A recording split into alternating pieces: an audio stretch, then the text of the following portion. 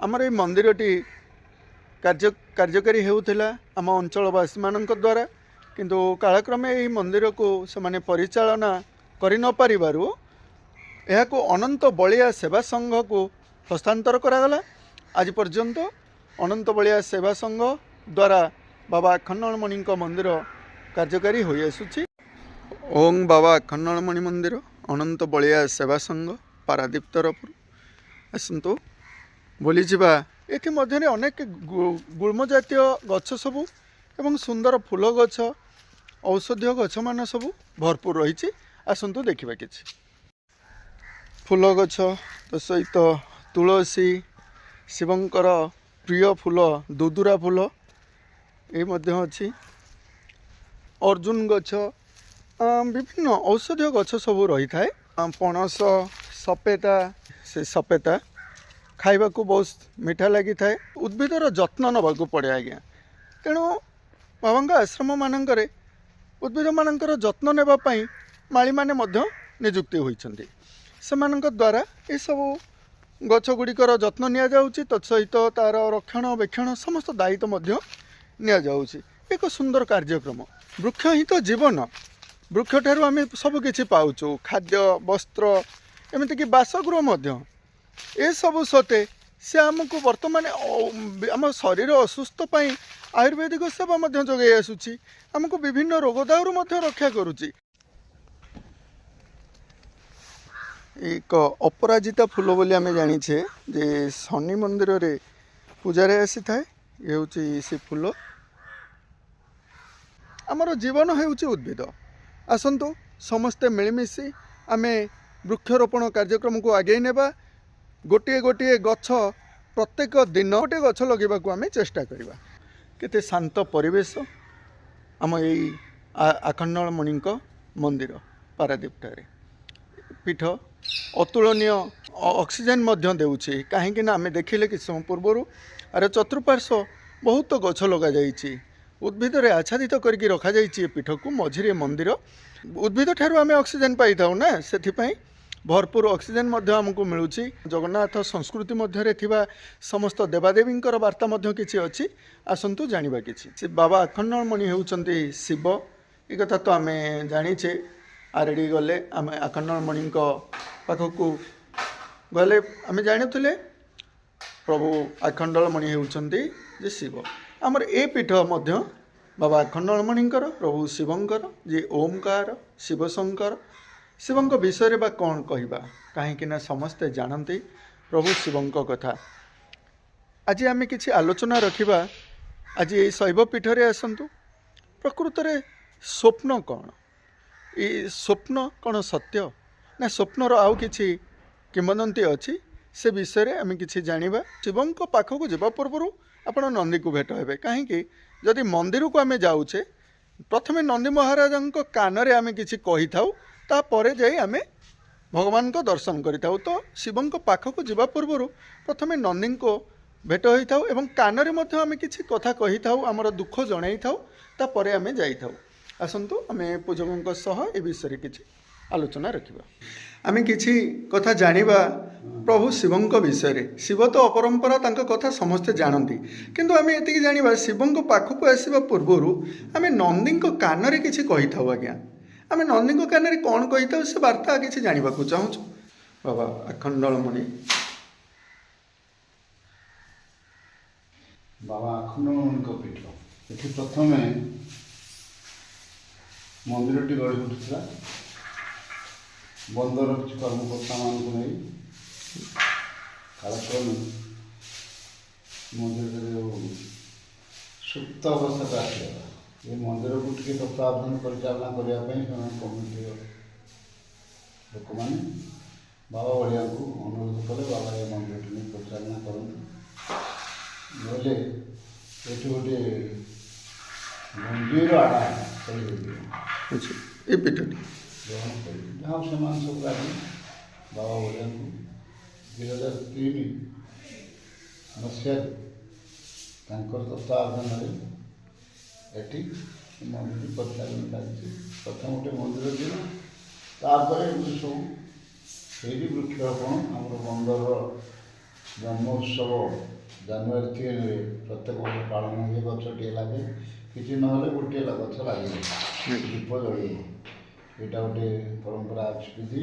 ଠାକୁର ନୀତିଗାରିତି ବି ଏଠି ହୁଏ। ଏଇସବୁ ଲୀଳା ଚାଲିଛି ଠାକୁରଙ୍କର, କାଳକ୍ରମେ ବଢ଼ି ଚାଲିଛି। ତାହେଲେ ପୁରା ନୂତନ ମନ୍ଦିର ନ ବଢ଼ିକି ପୁରାତନ ମନ୍ଦିରକୁ ଆମେ ପୁନରୁଦ୍ଧାର କରିବା। ଏହି ପୁନରୁଦ୍ଧାର ପାଇଁ ପ୍ରଚେଷ୍ଟା କରି ଆମେ ବି ବେଶ ଯେଉଁ ଆମର ଏଠି ଥିଲା ଗୋଟେ ମନ୍ଦିର ଅବହେଳିତ ହିସାବରେ ହେଇଥିଲା। ଆମର ଯେଉଁ ସେ ବ୍ୟାରେକ୍ ଭିତରେ ସେ ବର୍ତ୍ତମାନ ଗେଷ୍ଟ ଗ୍ରାଉଣ୍ଡରେ ଅଛି। ଆମର ଜଣେ ବିଖ୍ୟାତ ବାସୁଦେବ କନଷ୍ଟ୍ରକ୍ସନ୍ କଣ୍ଟ୍ରାକ୍ଟର ବିଜୁବାବୁ, ତାଙ୍କ ତତ୍ତ୍ୱାବଧାନରେ ସେ ବାବାଙ୍କ କୃପାରୁ ସେ ଜାଗାରେ ଗୋଟେ ପଶ୍ଚିମେଶ୍ୱର ମନ୍ଦିର ଗଢ଼ିଛି। ବର୍ତ୍ତମାନ ଗେଷ୍ଟ କଷ୍ଟ ଭିତରେ ଅଛି। ତା ପରିଚାଳନା ଦାୟିତ୍ୱରେ ସେ ଯିଏ ଅଛନ୍ତି ସେ ନନା ଜଣେ, ତାକୁ ତଥାପି ଠାକୁର ପରିଚାଳନା ବାବା ଏଇସବୁ ଜିନିଷକୁ ଭଲ ପାଆନ୍ତି ବୋଲି ସେଠି ଗୋଟେ ମନ୍ଦିର ବି ଗଢ଼ି ଉଠିଛି। ଏଇସବୁ ଜିନିଷ ଆଉ ବୃକ୍ଷରୋପଣକୁ ବା ଭଲ ପାଆନ୍ତି। ଜାଣୁଛେ ପ୍ରଭୁଙ୍କ କୃପା ଲାଭ କରିବା ପାଇଁ ହେଲେ ଆମକୁ କିଛି ସୋମବାରରେ ପ୍ରଭୁଙ୍କର ଆରାଧନା କରିବାକୁ ପଡ଼ିଥାଏ। କାହିଁକିନା ପ୍ରଭୁ ଶିବଙ୍କର ବାର ବୋଲି ସୋମବାର ବୋଲି ଆମେ ଜାଣି ଆସୁଛୁ। ଏ ପ୍ରକାର ସ୍ୱପ୍ନ କ'ଣ, ସ୍ୱପ୍ନ କାହିଁକି ଆସୁଛି, ଏ ସ୍ୱପ୍ନ ବିଷୟ ଟିକେ ଜାଣିବା ଆଜ୍ଞା। ଯେହେତୁ ଭଗବାନଙ୍କ ପୀଠକୁ ଆସିছে ଟିକେ ସ୍ୱପ୍ନ ବିଷୟ ଟିକେ କିଛି କହିବେ। ସ୍ୱପ୍ନ ମନ ଭିତରେ ଯଦି ଆସେ, ଠାକୁରଙ୍କ ପ୍ରତି ଗୋଟେ କୃପା ଆସେ, ମନ ଭିତରେ ଗୋଟେ ଠାକୁରଙ୍କ ଚିନ୍ତାଧାରା ଆସିବ। ସେଇ ଚିନ୍ତାଟା ଚେତନ ହେବା ପାଇଁ ସିଏ ମଣିଷ ଜୀବନକୁ ସାକାର କରିବା ପାଇଁ ସ୍ୱପ୍ନରେ ସେଇ ହିସାବରେ ଆସନ୍ତି। ତେଣୁକରି ସେ ସ୍ୱପ୍ନ ହିସାବରେ ମନେକର ତୁମର ଗୋଟେ ମାନସିକ ଆମର କିଛି ଥାଇପାରେ, ସେ ମାନସିକଟା ପୂରଣ ଆମେ ନ କରିଥିବାରୁ ସିଏ ଆମକୁ ଜଣାଇ ଦିଅନ୍ତି ଯେ ତୁମର ଏଇ ମାନସିକଟା ତୁମେ ସ୍ୱପ୍ନ ମାଧ୍ୟମରେ ପାଳନ କର, ଅଭିଷେକ କର, କି ପୂଜା ଟିକେ କର, କି ଦରିଦ୍ର ନାରାୟଣ ସେବା କର, ଇତ୍ୟାଦି ଇତ୍ୟାଦି ଯାହା ଦରକାର ସେ ସମସ୍ୟାର ସମାଧାନ ପାଇଁ ସେ କୁହନ୍ତି। ସ୍ୱପ୍ନରେ ଆସି କହିଥାନ୍ତି। ହଁ, ସ୍ୱପ୍ନରେ କହିଲେ ବହୁ ଭକ୍ତମାନେ ବି ଆସିକିରି ଏଠି କହୁଛନ୍ତି ବାବା ଆମେ ମନ୍ଦିର ବାବା ଆଖଣ୍ଡଳମଣି ମନ୍ଦିର ସ୍ୱପ୍ନ ଦେଖିଛୁ, ଏଠି କିଛି ନୀତି ନୈବେଦ୍ୟ କରିବୁ, ଆଉ ଟିକେ ଦରିଦ୍ର ନାରାୟଣ ସେବା କରିବୁ। ସେମାନେ ବି କରନ୍ତି, ଅଭିଷେକ ବି କରନ୍ତି। ଏଇସବୁ ଜିନିଷଟି ହୁଏ। ଆଉ ପ୍ରାୟ ଆମର କାର୍ତ୍ତିକ ମାସରେ ବି ସେ ଲୀଳା ଚାଲେ। ଆଉ ଶ୍ରାବଣ ମାସ ଏଠି ଗୋଟେ ସ୍ୱତନ୍ତ୍ର ବାବା ବଳିଆଙ୍କର ନିର୍ଦ୍ଦେଶରେ ସ୍ୱତନ୍ତ୍ର ଗୋଟେ କାର୍ଯ୍ୟକ୍ରମ କ'ଣ, ଗୋଟେ ଅଖଣ୍ଡ ଧ୍ୱନି ପଡ଼େ। ଅଖଣ୍ଡ ଧ୍ୱନିଟା ମାସେ ଯାକ ହୁଏ। ଆଉ ତା ଦେହରେ ଇଏ ଆମର ଘୃତ ଯଜ୍ଞ ହୁଏ। ଆଉ ସେଇଟା ଆମର ଯେଉଁ କାର୍ତ୍ତିକ ଶ୍ରାବଣ ପୂର୍ଣ୍ଣିମା ଠାରୁ, ଶ୍ରାବଣ ମାସରେ ଶ୍ରାବଣ ବ୍ୟାସ ପୂର୍ଣ୍ଣିମା ଠାରୁ ଆମର ଗହ୍ମା ପୂର୍ଣ୍ଣିମା ପର୍ଯ୍ୟନ୍ତ, ବ୍ୟାସ ପୂର୍ଣ୍ଣିମାରେ ଆରମ୍ଭ ହୁଏ, ଗହ୍ମା ପୂର୍ଣ୍ଣିମାରେ ଉଦ୍ଯାପନ ହୁଏ। ଏଇଟା ଗୋଟେ ସ୍ୱତନ୍ତ୍ର ଜିନିଷ। ଆଉ ଏଠି ବାବାଙ୍କର ନିର୍ଦ୍ଦେଶରେ ହନୁମାନ ଏଠି ଅଛନ୍ତି, ପ୍ରତ୍ୟକ୍ଷ ଠାକୁର ସେ। ଆଉ ବାବା ଯେତେବେଳେ ଆଡ଼ୁ ସାଗରଟା କାଳକ୍ରମେ ଲଙ୍ଘନ କରୁଥିଲା, ବାବା କହିଥିଲେ ହନୁମାନଙ୍କୁ ରଖିଦେବା, ସିଏ ସମୁଦ୍ରକୁ ଚାହିଁକି ରହିବେ, ସେଇଟା ସେ ସମୁଦ୍ର ଆଉ ଆଡ଼କୁ ଖାଇବନି। ତାହା ହିଁ ସାକାର ରୂପ ନେଇଛି। କିଏ ବିଶ୍ୱାସ କରନ୍ତୁ ନ କରନ୍ତୁ, ଆମେ ତାକୁ ଅନୁଭବ କରିଛୁ। ହନୁମାନଙ୍କ ପ୍ରତିମୂର୍ତ୍ତି କେଉଁଠି ଅଛି? ସେଇଠି ଅଛନ୍ତି, ବାରପଟେ ଅଛି। ଆସନ୍ତୁ ଆମେ ଆଶ୍ରମର ସେ ବାବା ବଳିଆଙ୍କ ଆଶ୍ରମର ସେ ହେଉଛି ହନୁମାନ। ହଁ, ତାକୁ ନେଇ ଆସିଲେ ବାବାଙ୍କର ଇଚ୍ଛା।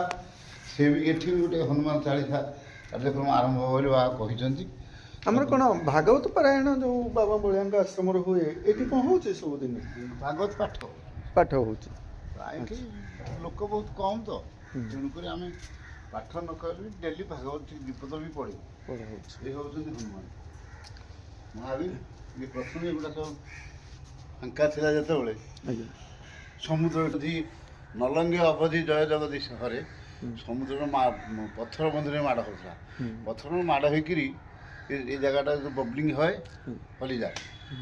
ଆଉ ଯାହା ହଉ ସେ ବାବାଙ୍କ ଦୟାରୁ ଇଏ ଯେଉଁ ହେବା ଦ୍ୱାରା ସେଇଟା ତେଣୁ ମନରେ ତ ଆମର ଅନେକ ବିଶ୍ୱାସ ଥାଏ ଆଜ୍ଞା। ଯଦିଓ ବି ସେହି ସମୟରେ ସମୁଦ୍ର ଏଠିକି ନ ଆସିବା ପାଇଁ ସ୍ୱୟଂ ପ୍ରଭୁ ପ୍ରତ୍ୟକ୍ଷ ଦେବତା ଭାବରେ ଚାରି ଯୁଗରେ ମଧ୍ୟ ସେ ଅମରତ୍ୱ ଲାଭ ପାଇଛନ୍ତି ପ୍ରଭୁ जहाँ को महावीर आम हनुमान बोली कहूचे से राम को दूत बोली कहूचे ସମୁଦ୍ରକୁ ମୁଖ ସମୁଦ୍ର ଆଡ଼କୁ ରଖାଯାଇଛି ଆଉ मुँह करी प्रभु ଏଠାରେ ସ୍ଥାପନ ପାଇଛନ୍ତି ସ୍ଥାପନ କରାଯାଇଛନ୍ତି ସମୁଦ୍ରର କାହାଣୀ ମଧ୍ୟ ଆମକୁ ବାବା ଯାହା ରଖିଲେ ସେ ବିଷୟରେ ମଧ୍ୟ ଆମେ କିଛି ଜାଣିଲେ କିନ୍ତୁ ଗୋଟେ କଥା ଆମେ ଜାଣୁଛେ ଏ ମନ୍ଦିରରେ ଆମେ ଦେଖିଲେ ବାବା ଟିକେ ଆସି ମନ୍ଦିରକୁ ଆମେ ଆସିଲେ ବ୍ରହ୍ମାଙ୍କର ସ୍ୱରୂପ ଏଠି ଗୋଟିଏ ପଟେ ଆଜ୍ଞା ଏଇପଟେ ହନୁମାନ ଅଛନ୍ତି ହନୁମାନଙ୍କ ପାଖରେ ଅନ୍ୟପଟରେ ଶନି ଅଛନ୍ତି ରବି ଚନ୍ଦ୍ର ମଙ୍ଗଳ ବୁଧ ବୃହସ୍ପତି ଶନି ନବଗ୍ରହ ମଧ୍ୟ ଏଠାରେ ପୂଜା ପାଇ ଆସୁଛନ୍ତି ଆଉ କିଛି ଜାଣିବା ଗୁରୁ ବ୍ରହ୍ମା ଗୁରୁ ବିଷ୍ଣୁ ଗୁରୁଦେବ ମହେଶ୍ୱର ଆଜ୍ଞା ଗୁରୁ ସାକ୍ଷାତ ପରମ ବ୍ରହ୍ମ ତସ୍ମୈ ଶ୍ରୀ ଗୁରୁ ବାବାଙ୍କର ମାନସ ଗୁରୁ ବାବା ବାୟାଙ୍କର ଚତୁର୍ମୁଖୀ ବାୟା ସେ ଆଶ୍ରମରେ ଥିଲେ ସେ ବି ଏଠି ଆସି ପୂଜା ପାଉଛନ୍ତି ଇଏ ବ୍ରହ୍ମା କହିବା ନା ବାୟା ବାବା କହିବା ଇଏ ହେଉଛି ବାବାଙ୍କର ବାୟା ବାବାଙ୍କର ଚତୁର୍ମୁଖ ଯାହାକି ଆମର କହନ୍ତି ଗୁରୁ ବ୍ରହ୍ମା ଗୁରୁ ବିଷ୍ଣୁ ଗୁରୁଦେବ ମହେଶ୍ୱର ଗୁରୁ ବ୍ରହ୍ମା ରୂପରେ ଏଠି ବାବାଙ୍କର ତତ୍ତ୍ୱାବଧାନ ଏଠି ଚାଲିଛନ୍ତି ପୂଜା ପାଉଛନ୍ତି ଆଉ ବ୍ରହ୍ମାଙ୍କ ସ୍ୱରୂପରେ ଆମମାନେ ଗୁରୁଙ୍କୁ ପୂଜା କହିଲେ ବି କରିବା ଅତ୍ୟୁକ୍ତି ହେବ ନାହିଁ ଆଚ୍ଛା ହଉ କାହିଁକି ନା ବ୍ରହ୍ମା ହେଲେ ଯେ ସୃଷ୍ଟିର ସ୍ରଷ୍ଟା ଆଜ୍ଞା ତ ତାଙ୍କ ଜାଗାରେ ଆମେ ଆମ ଗୁରୁଙ୍କର ମୁଖ ରଖି ଆମେ ମଧ୍ୟ ବ୍ରହ୍ମା ସ୍ୱରୂପରେ ପୂଜା କରି ଆସୁଛୁ ଆଜ୍ଞା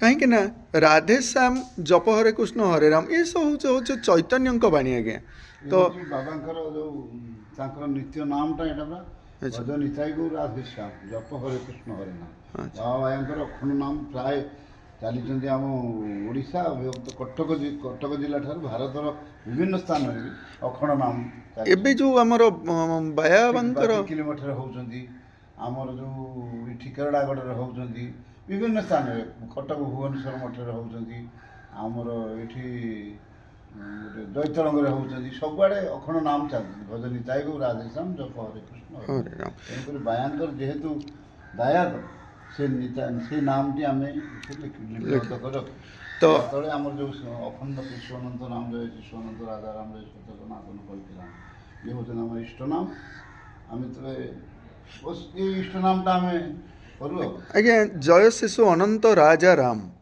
ଜୟ ସତ୍ୟ ସନାତନ କଳ୍କି ରାମ ତାର ଅର୍ଥ ଟିକେ ଜାଣିବାକୁ ଚାହୁଁଛୁ ଆଜ୍ଞା ଜୟ ଶିଶୁ ଅନନ୍ତ ରାଜାରାମ ଇଏ ହେଉଛି କଳିଯୁଗର ନାଁ ଏ ଯେଉଁ କଳିଯୁଗରେ ବାବା ବଳିଆଙ୍କର ଏଇଟା ହେଉଛି ସ୍ୱୟଂ ନାମ ବାବା ବଳିଆଙ୍କର ହଁ ଏଇଟା ହେଉଛି ସ୍ୱତନ୍ତ୍ର ନାମ ଜୟ ସତ୍ୟ ସନାତନ କଳ୍କି ରାମ ବୋଲି ଆମେ କହିପାରିବା ବାବାଙ୍କୁ କହିପାରିବା କଳ୍କି ରାମ ବୋଲି କାହିଁକି ନା ଏଇ କଳି ଯୁଗରେ ତାକୁ ବାବା ହିଁ ଉଦ୍ଦିଷ୍ଟ କରିଥିଲେ ଆମର ଜଣେ ବାବାଙ୍କ ଆଶ୍ରମର ରାଜୁ ବାବା ହେଲେ ତାଙ୍କରି ଅମଳରେ ସେ ଆଶ୍ରମ ପ୍ରତିଷ୍ଠା ହେଲା ଏଇ ନାମଟା ଶୂନ୍ୟବାଣୀ ହେଇଥିଲା ସେ ଶୂନ୍ୟବାଣୀ ନାମକୁ ବା ପାଥେୟ କରି ବାବା ଭଳିଆ ସବୁଆଡ଼େ ଏଇ ନାମଟା ପ୍ରଚାର କରୁଛି ତା ଛଡ଼ା ବାବାଙ୍କର ଯେଉଁ ମାନସ ଗୁରୁ ବାୟା ବାବା ଭଜ ନିତାଇ ଗୁରୁ ରାଧେଶ୍ୟାମ ଆମ ଆଶ୍ରମରେ ନିତାଇ ଗୁରୁ ନାମ ରାଧେଶ୍ୟାମ ଜପ ହରେ କୃଷ୍ଣ ହରେ ରାମ ଅଖଣ୍ଡ ନାମ ବି ଚାଲିଛି ସାଧାରଣତଃ ସତ୍ୟ ସନାତନ କହିକି ରାମ ପ୍ରାୟ ଆମ ପ୍ରତ୍ୟେକ ବହୁତ ସମସ୍ତ ଭକ୍ତମାନେ ବର୍ଷ ସାରା ଏ ଅଖଣ୍ଡ ନାମଟା ପରିକ୍ରମା ଚାଲିଛନ୍ତି